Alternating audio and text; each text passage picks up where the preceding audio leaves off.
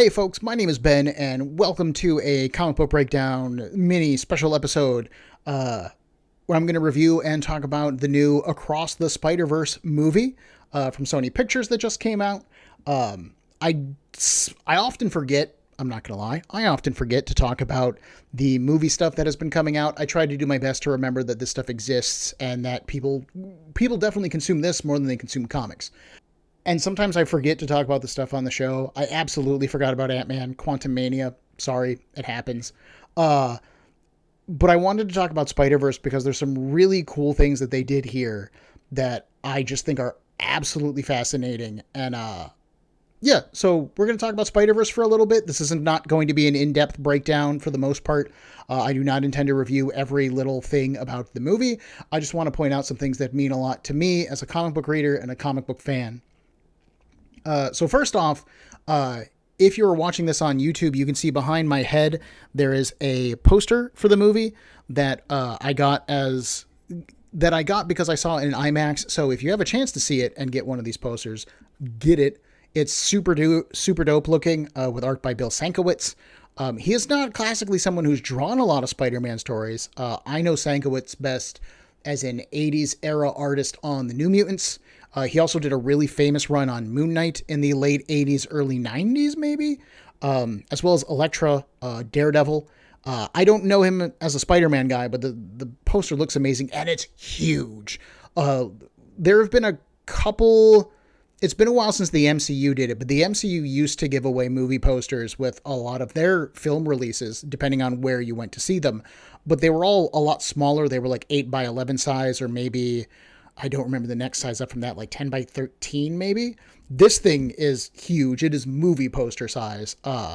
And it's just a nice kind of like thank you for going to watch the movie in theater. I really like them kind of making more of this push for it. As far as the movie itself, my basic non-spoiler review is kind of the same as everyone else's. It's fantastic. It's amazing. Everything about it works so well. It's visually gorgeous. The character work is so strong. The themes work really well with Spider-Man stuff. The movie keeps moving at a good pace. It's just good. I've seen a lot of people commenting that this is probably the best comic book movie, probably the best Spider-Man movie. And I'm always somebody who doesn't like to make those kind of claims because it really depends on your mood and how you feel about going into a particular movie. Like, I think Avengers Endgame and Avengers Infinity War are great movies, and I love them. And a lot of people will call Endgame the best thing that the MCU has ever done. But you know the number of times that I've been able to sit down and actually watch the entire movie because it's so heavy? Very few. I've seen it once in theater, and I think I've watched it once all the way through otherwise.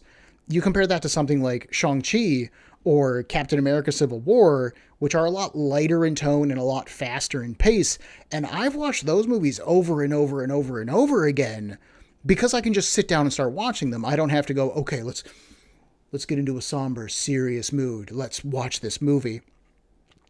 And there's a little bit of that going on in Across the Spider-Verse. So my basic review, if you haven't seen it, why haven't you seen it at this point, you slacker?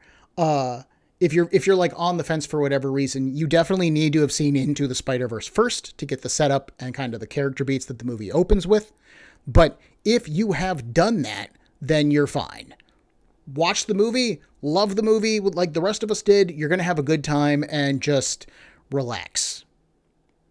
Going into a more spoiler-filled review of the movie, I do have some minor complaints, and I know I'm going to be spending more time talking about the complaints than I probably am gushing, but that's because there's so much about this movie that is just perfectly well executed and well done that I'm not even going to really worry about it. You can focus on the complaints if you want. Know that this movie is like 98% great movie, 2% things that I'm upset about because I personally am a comic book geek about these particular things, and the rest of it's great. First thing, one, God, they did Spider-Man 2099 dirty. Across the Spider-Verse really has two villains in the movie, a character called The Spot, who is traditionally treated as a bit of a joke in the superhero scene, and Spider-Man 2099, and more specifically, what Spider-Man 2099 represents. So, my first complaint regarding Miguel is that he actually isn't called Spider-Man 2099 at all. There's not even a reference to the 2099 universe. Obviously, we're going to be traveling across multiverse in these particular couple of movies. And in this one, we go to Earth, I think it's 928, which is where we encounter Miguel, and we see kind of this system that he has helped set up and put in place for policing the spider multiverse and making sure these things called canon events happening. Canon events are integral pieces of a spider person's mythos. They are what makes that character. And when those things don't happen, the multiverse can begin to fall apart piece by piece by piece, because it's like taking out one part, it's like taking out an I-beam that is part of a building's overall structure. You remove one piece, sure, maybe the building can continue to stand, but you keep removing pieces and suddenly the whole thing's going to collapse.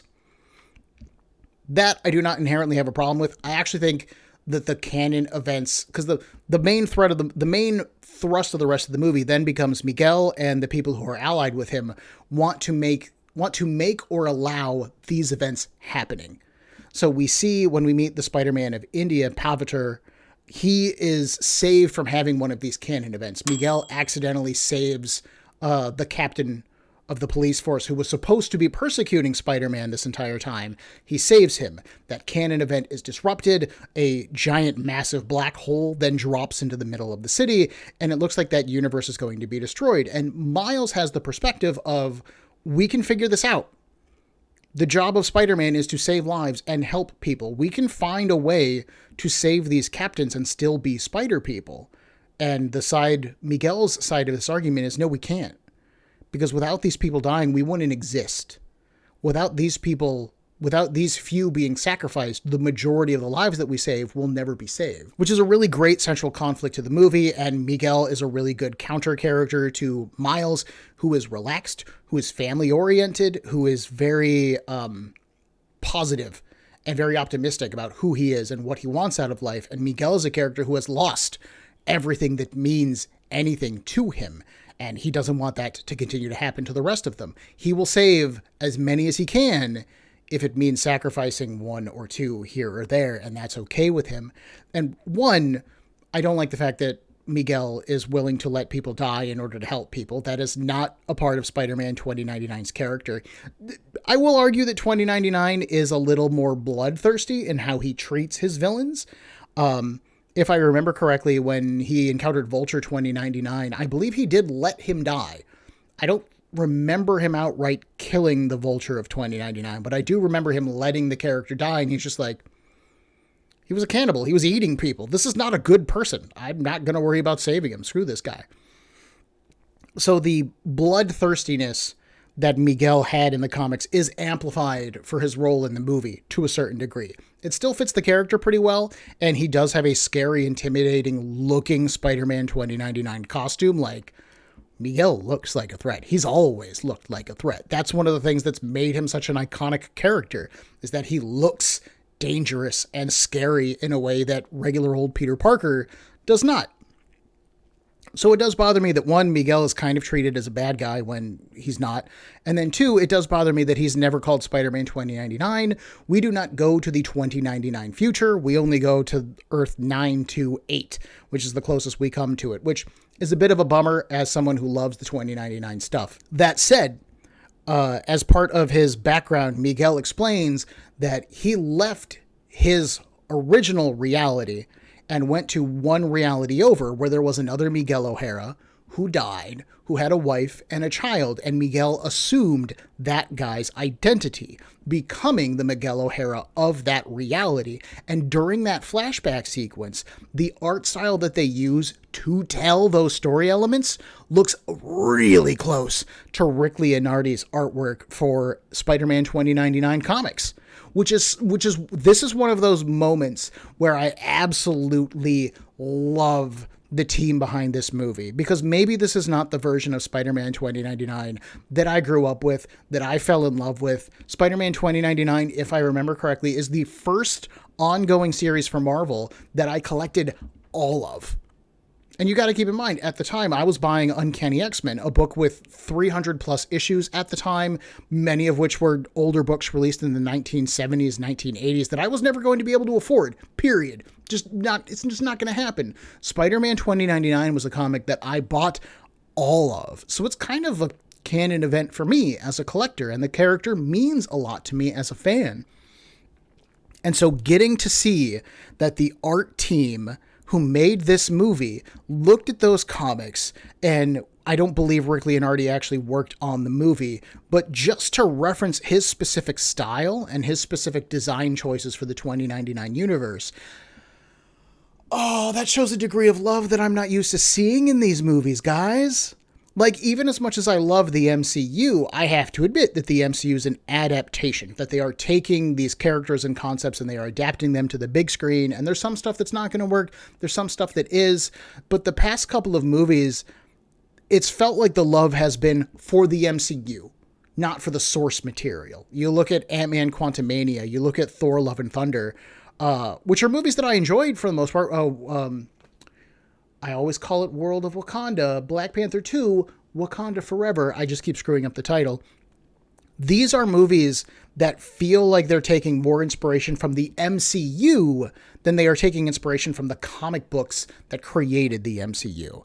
And on the one hand, that's fine because the movies are obviously trying to appeal to a movie audience. But as a comic book fan who wants to see these stories represented and honored and maybe not adhered to, but at least treated with respect, I really feel like Across the Spider-Verse does a good job in doing that.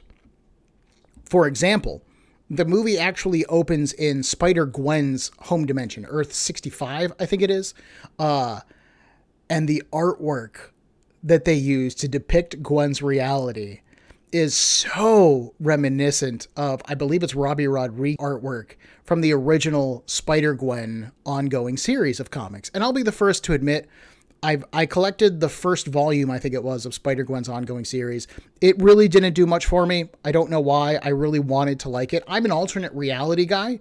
Again, Spider-Man 2099 is one of the first comic books I ever collected all of. I have all of the 2099 books. I've repurchased the Fall of the Hammer crossover 5 times for each of those different runs. I loved Mutant X. I loved the MC2. Like, alternate reality, Age of Apocalypse. Oh, alternate realities are my jam, dog. Spider-Gwen just didn't connect with me for whatever reason. So I was really surprised when this movie opened in Gwen's reality and we were experiencing her story, and all of the visual cues from Robbie Rodriguez's comics and all of the artwork and all of the colors, specifically the colors, were being shown on the screen and were being represented on the screen. And like, I started to get choked up. Like, I didn't get tears in my eyes, but I could feel like that switch in my emotions getting hit of like, oh God, they cared.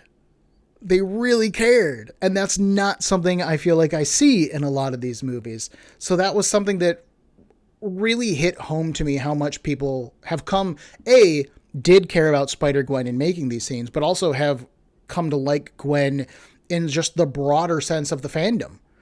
You know, Gwen represents such a specific character concept within the Marvel universe of the comics that I would argue she kind of gets lost in the broader scheme of things. But for movie audiences, Gwen's a thing, like capital thing, man. And that's fantastic. That's really cool that this movie is able to take a character like Gwen, who's almost kind of a Spider footnote in the broader bit of Spider-Man history, and make her into this impactful character that people want to see more of and want to watch and interact with and have fun with. And that's great. That's what I want these movies to do. So that's really cool to me. I would be remiss if I didn't talk about Miles. Miles is amazing throughout the course of the movie. The main structure of the movie, when the movie opens, Miles's main drive is that he doesn't know what he wants to be at this point. He's reached that age where he's about to graduate from high school. He's about to go off to college.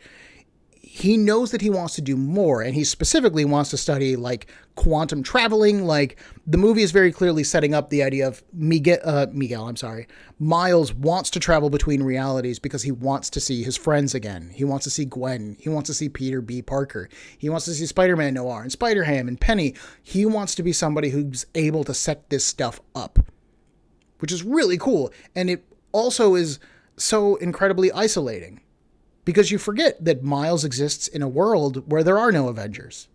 There are no X-Men. There are no other spider people. He doesn't have anybody who knows what his experience is or can sympathize with his experience. It's just a secret that he keeps from his family, and that just makes him even further isolated. So his family looks at him and they think, oh, he's an angsty teenager. He's having growing pains. We don't know how to deal with this young man who lives with us, as opposed to this young child who lived with us previously. We don't know what to do with that. And Miles doesn't know what to do with that. And he's conflicted, going back and forth between, should I tell my parents I'm Spider-Man or should I hide that I'm Spider-Man? I don't know what's the best route here. I don't want my family to worry, but I can't not be who I am either. And the movie continues to explore that. As the movie goes on, you see that Gwen is hiding who she is from her father, Captain.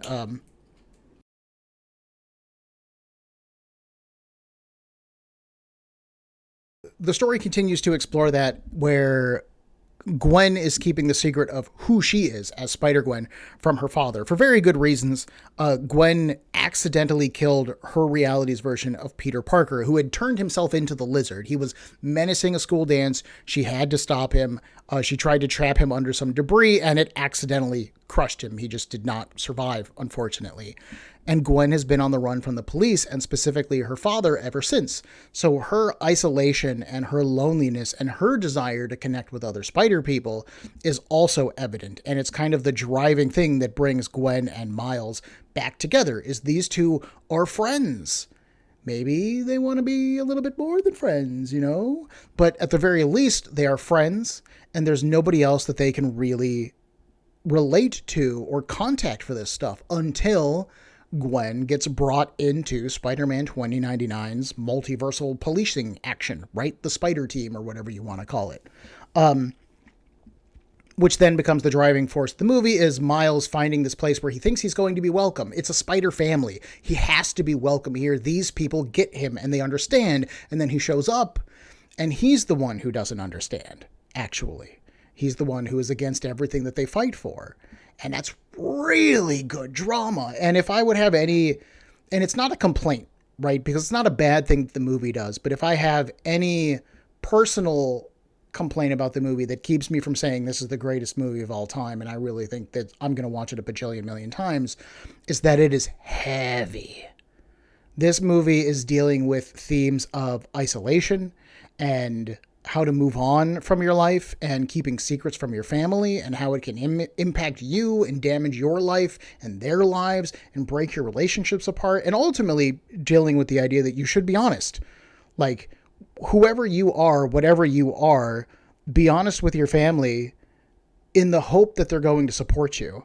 And maybe they won't, and maybe that will be terrible, but it's ultimately going to be better for you as an individual and as a person and for the world in general, which I think is fantastic. Along the way, we do meet other Spider characters. We meet Jessica Drew. We meet Spider-Man, generally referred to as Spider-Punk. In the comics, the character does not like to be called Spider-Punk because he doesn't want to be labeled as a punk. He is just Spider-Man who has punk theming. Which is really fun in the movie. I love Spider-Punk's design because, of course, it is so iconic and it is so striking, especially compared to what Spider-Man looks like. But I won't lie, in the comics, he's never really done much of anything. He is one of 50 billion other Spider people. It's fine. And I tried to read the miniseries that Marvel did, I think it was in 2022 for Spider-Punk. And I read the first 2 issues and I just went, this is not for me. This is more obnoxious than it is anything else. No, thank you. And I just did not care for the character all that much, other than an incredibly fantastic, distinctive visual design. This movie made him into the kind of character that I can enjoy. And it does so by giving him a system to rebel against. Like, that's the thing. At its core, like, the rock punk subculture, right, is ultimately against is ultimately about rebelling against the systems that control our lives and try to define who we are and put us in these neat little boxes that tell us this is who you are and this is what you can do. And if you try to do anything else, well, you're wrong and you're going to be punished for it. And so this character does a really good job of kind of, at first, jokingly flying in the face of those kinds of like character tropes. Like even when the character first appears, he goes on this long rant about how he does not approve of labels while labeling everything else around him except for himself. And Miles even goes like, well, wait, I thought you said you were against labels. Like, aren't you labeling yourself as this thing? And he's just like, man, whatever, man. Like, he doesn't have a good response because there is no good response. When you're against everything and you get labeled with the label of punk and you go, well, I'm not punk. Well, what are you? What label do you choose, right? So it's used as a joke when it initially begins to happen, but the more you see that particular character, Spider-Punk in actuality is a character named Hobie Brown. He is not a variant of Peter Parker. And I'm going to get into this because I think there's a really cool background detail going on with Hobie. But when they get back to the Spider People's base, I guess, the Spider base, the website. Who did the website pun originally? I think it was in the Amalgam comics. I think that was Spider-Boy had a website.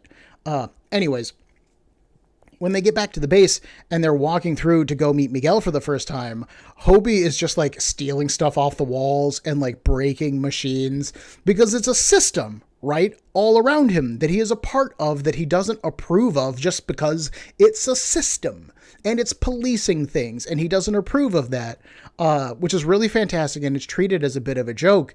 But then as Miguel learns more about this system and how it is allowing people to die for the creation of Spider People and how nobody is trying to do better, he gets upset with that. And when everybody else goes after Miguel, Hobie helps Miguel. And at one point, so all of the characters get like little spider bracelets, right, that allow them to travel realities and keep them from becoming unstable in other realities. And at one point, Hobie just kind of leans in while Miles is like geeking out when he's told he can't have one of these watches. And Hobie just leans in and goes, why don't you just make your own, bruv?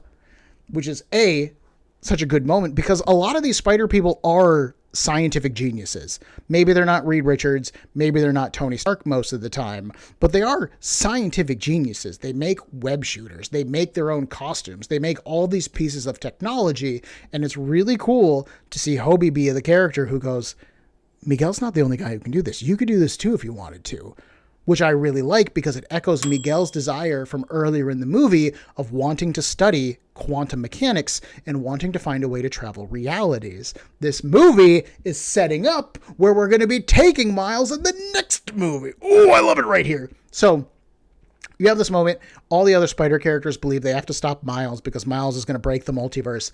And Spider-Punk is the one character who right off the bat pulls off his device, opens a portal to his home dimension and goes, that's it, I quit, I'm out, breaks the device, falls back in the portal, he's done. He doesn't want any part of this, which is fantastic. And the character comes off as so cool, like even to Miles, like he's almost like an older brother kind of character. And I really like that vibe that they had going for him. So then a good chunk of the movie is the Spider People hunting down Miles, as Miles doesn't understand why they aren't trying to save these people and why it's such a big deal that he specifically is not involved in this. Gwen is okay with these kinds of actions. Peter B. Parker is okay with these kinds of actions. Even Penny Parker, who makes up the superhero Spider with like slashes for the eyes, shows up and is like, no, without Uncle Ben dying, there is no Spider-Man. For all of us, we need that to happen. And Miles realizes that his Uncle Ben is going to be his dad. And he can't let that happen. He won't let that happen. And so he's going to rebel. He's going to find a better way, which is what superheroes do. Damn it. So it's fantastic. Oh, Miles, go for it. And so you get this long, complicated fight scene of Miles not only physically wrestling with all these other characters, which are these cute throwbacks to weird and sometimes stupid Spider ideas. You see Spider-Rex show up. You see Web-Slinger, the Wild West Spider-Man with his horse. You see Spider-Cat, Were-Spider, Cyborg Superman. My personal favorite Spider person, Mayday Parker, the one true daughter of Spider-Man, shows up, and it's more as a background shot, but it's there. This is where you're going to get all of your cute cameos and Easter eggs to the Spectacular Spider-Man cartoon, or the not Ultimate, Spider-Man Unlimited cartoon. There's references to all of the live action movies. It's really cool, actually. Again, it's one of those things where if you have consumed Spider-Man media since you were a kid and you've been watching all of these cartoons and shows and things like that, God, you're going to be happy. It's really cool. It's really fun. And it's done in a way that is respectful to those things, as opposed to like sticking your thumb up and like, these things are stupid. Why are we doing these? Like, no, this is cool. So you get this long, complicated fight scene where things just continue to escalate. Like, they're not even willing to just send Miguel, or I'm sorry, Miles. I cannot say your name right. But the spiders won't even send Miles back to his home reality and just leave him there, where maybe, he saves his dad and his reality comes apart and you just leave it alone. They're not even willing to risk that. So they're trying to hunt him down. They're trying to get him locked up. And there's a big reveal as part of this movie, which is set up in the first movie, that the spider that bit Miles in his home reality wasn't supposed to be there at all. It's from one reality over, Earth 42. Miles, in and of himself, is an anomaly that is destabilizing his own home reality. So they can't let him go. He's a problem. They have to take care of him in some way or another. And so Miles ends up escaping. Miles ends up finding a device that the spiders use to send anomalies back to their home realities. It scans your DNA, sends you back to where you're supposed to come from.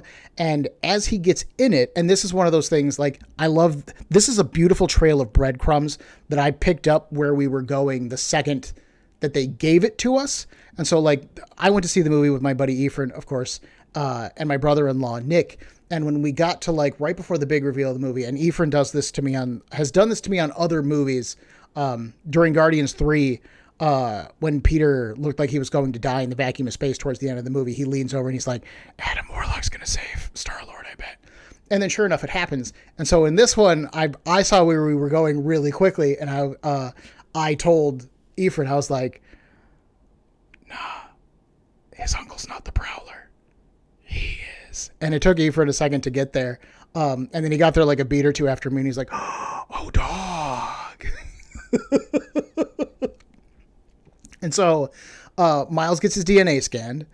He gets teleported back to, quote unquote, his home reality. But the DNA that the scanner got was the mutated DNA from the spider from Earth 42.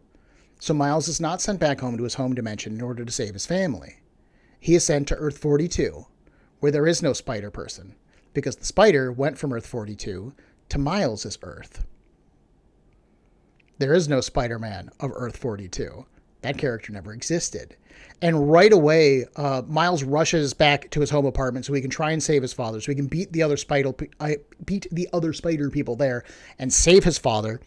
And it's treated as this really, like, we're coming down to the wire. As he's trying to go home, Gwen is trying to go to his home, but she's doing it in his proper home reality. And right away, when Miles drops into Earth 42, it looks different. Immediately, everything's darker. Everything has a slight tint of green to it, which is not something that was present in Miles's reality otherwise. And right away, I went, oh, he's not home, and he thinks he is. And so he's moving through New York City. He gets to his apartment. He slips in. And right as he's like starting to relax, his mother, Rio, knocks on the door. And Miles throws on a jacket and a jacket really quickly, trying to hide the Spider-Man costume. And when he stands up, you might notice that his jacket is green and purple. He's wearing Prowler colors, immediately telling the audience that the Miles Morales of Earth 42 is the Prowler.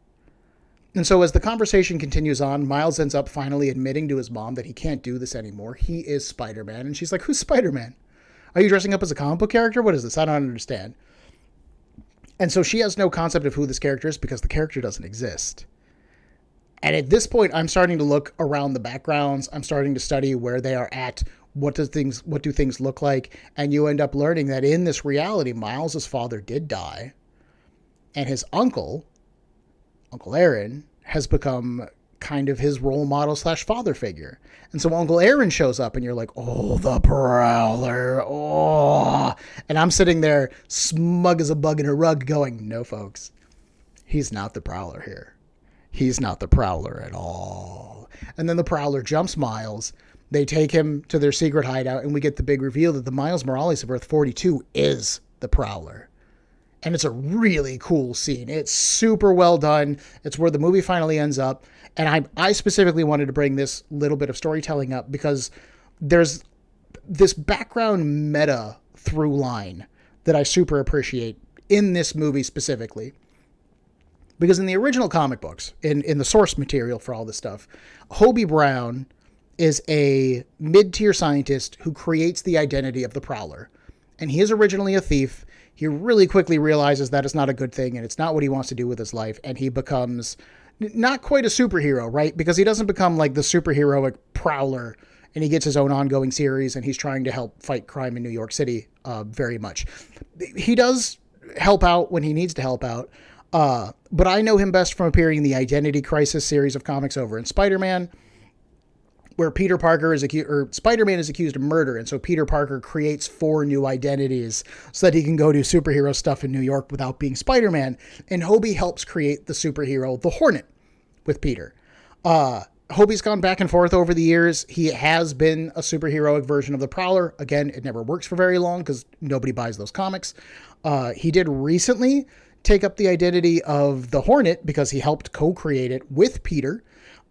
In some of the Spider-Man comics, the Spider-Man Beyond arc starring Ben Reilly, which was a lot of fun, and I really wish it had gone somewhere, but it didn't. But anyways, Hobie Brown is originally the Prowler, right? Well, now in this movie, the Hobie Brown that we meet is Spider-Man / Spider-Punk, who is the only character who supports Miles outside of this predatory system that he knows isn't good and that he doesn't want to be a part of, and that Miles ends up not being a part of. The one person who supports Miles in his decision to go against the rest of these spider people is Hobie Brown, the Prowler. And of course, to Miles, the Prowler was his Uncle Aaron in the first movie, who died and encouraged Miles to keep going on and doing good things. And now, in the next movie, because of course there is a third beyond the Spider-Verse, of course, in the next movie, we're going to see Miles having to wrestle with his uncle, who seems to be like a criminal mastermind in New York City, and himself, who has become the Prowler in this alternate reality, while Spider-Gwen and her like Civil War split of spider heroes who have come to see that, you know what, maybe Miles is right. Maybe we can find a better way. Maybe we have to find a better way. Don't we have the responsibility to find a way to save these lives as opposed to just letting these people die? Because that's wrong, right? They all know it's wrong. They just don't know of a better system. And nobody has the bravery to build one yet, except maybe Miles. So I would bet, this is going to be my promo for Beyond the Spider-Verse. Throughout Across the Spider-Verse, the Spot is gaining more and more power, becoming more and more of a threat.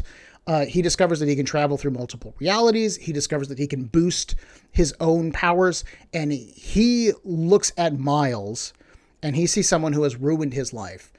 The Spot accidentally turned Miles into a hero because he was one of the scientists who was working on the collider in Into the Spider-Verse with Dr. Octopus. When that collider blew up, the Spot was inundated with multiversal energy and he became the Spot. Like, he lost his physical form. He's literally a white thing. He has no face. He has no mouth. He cannot eat. He cannot breathe. He just exists with these portals all over his body that lead to who knows where. And by the end of Into the Spider-Verse, he has gained what seems like godlike abilities, and he is returning to Miles's reality to kill everyone that Miles cares about, to destroy that reality at the biggest level of threat. So my guess would be, while Miles is wrestling with his alternate universe counterparts in Earth 42, he's going to have to build his own multiversal transportation device to get him back to his home reality in order to help turn the tide against the Spot, while the rest of the spider people are essentially being a delaying action in order to keep the Spot from destroying everything. I think, I hope, I believe, but I love this weird through line of the Prowler / Hobie Brown becoming an ally of Miles Morales, who has already fought Uncle Aaron slash the Prowler, and now has to fight Miles Morales slash the Prowler while being supported by Hobie Brown, Spider-Man slash Spider-Punk. That's super cool, and it's this weird through line that I don't know how much of that was intentional or not, but oh, I love it. It's super well done. But yeah, I had a blast with this movie. I got like 4 hours of sleep after I saw it and then immediately went into work. And there was plans originally where I was basically going to get out of work, come home, take a shower, and then immediately go watch the movie again with my wife. Because my wife's been really bad about not wanting to go to the movies unless we're all going to the movies. So unless I force her to go see a movie, she's not going to go see it. And I was like, when do you want to see Spider-Verse? So we don't have to wait on this. And then, of course, she chickened out. She didn't want to do it. So I have not seen it again. I'm more than willing to see it again. I had a blast with it. Like I said, it is heavy, which is my only... Okay. So the Spider-Man 29 stuff's complaint 1. Complaint 2 is that it is incredibly heavy. This is not a movie that I think I could just pop in on a day off and just relax and watch, because it's not a relaxing watch. It is a thrilling watch.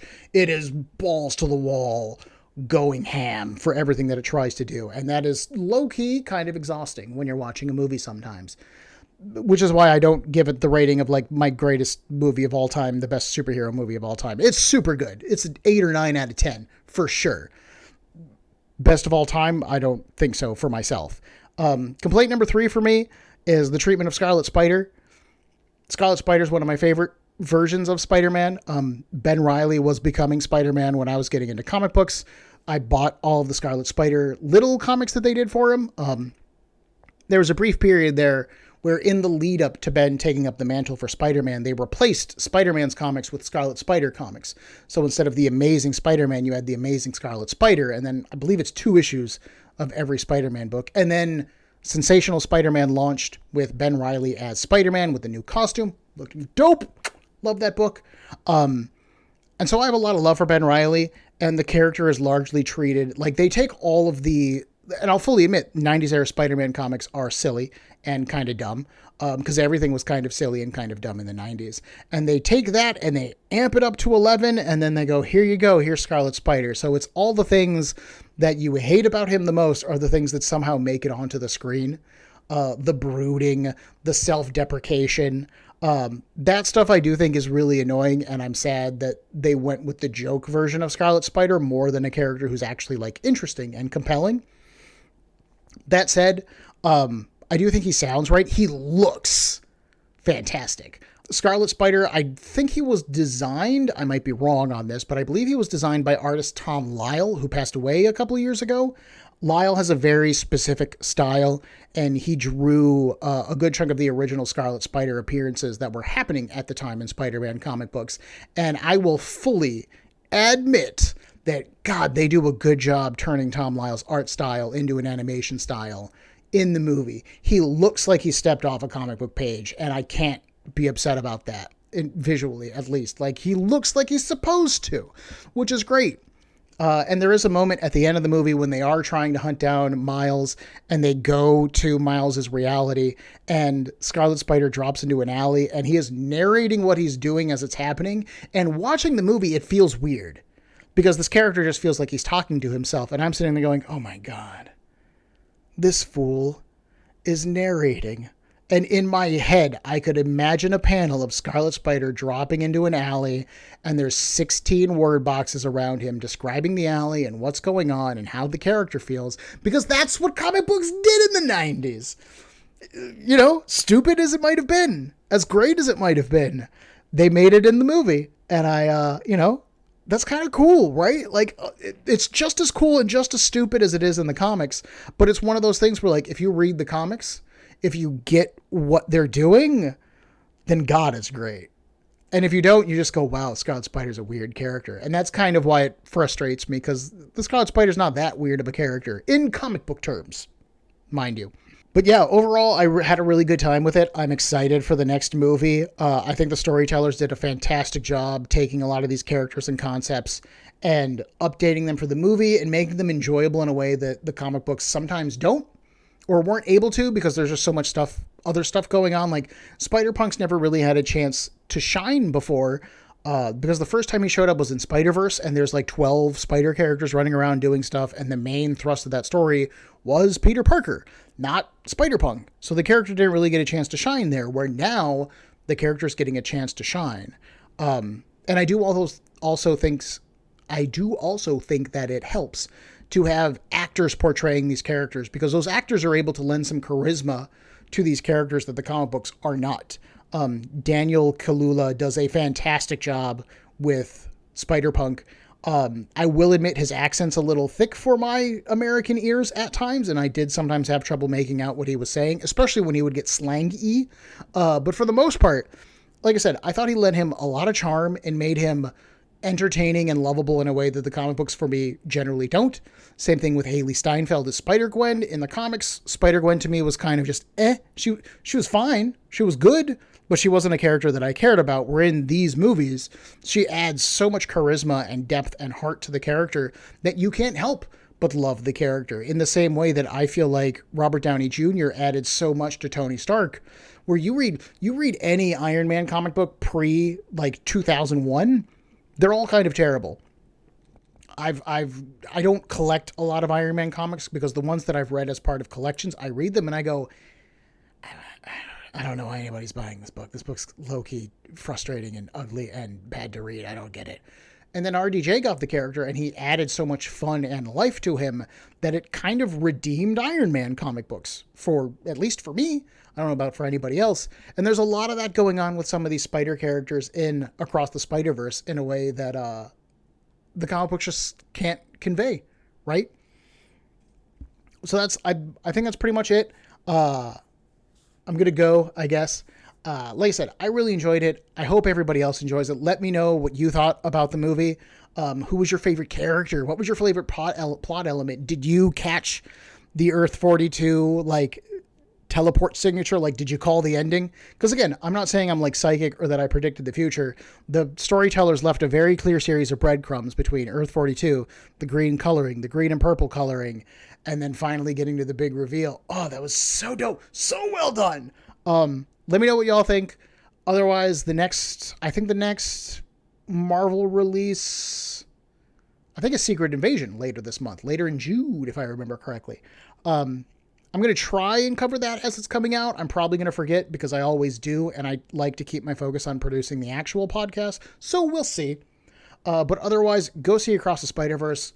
Love comic books. Go buy some comic books. There's so many good ones that spin out of this. Spider-Man 2099, Spider-Gwen, Miles Morales, the Spider-Verse stuff. They're collected in trade paperbacks. They're really easy to get your hands on.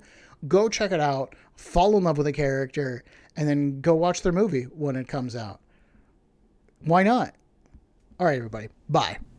If you enjoyed this episode of Breakdown, please make sure to hit that like button. And if you are not subscribed to the show, then click on that as well. I love getting feedback, and I would really appreciate it if you did so.